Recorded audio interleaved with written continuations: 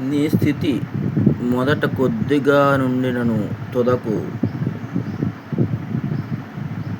నీవు మహా అభివృద్ధి పొందుదువు. ఎప్పుడు తెలుసా? నీవు దేవుని ఆత్మ చెప్పిన మాట వినినప్పుడు.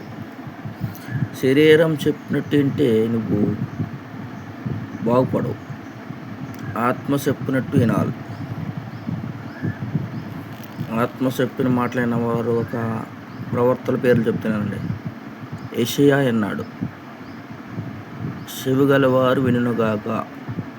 దేవుని మాట చెవిగలవారు వినుగాక. దేవుని వాక్కు చెప్తున్నమాట. యెషయా, ఏలియా, యోహాను విన్నారు కనుక వాళ్ళు అభివృద్ధి పొందారు, దేవుని చేరారు. శరీరం మాట విన్నామంటే శరీరం ఎవరిదే? సాతానుగాడు.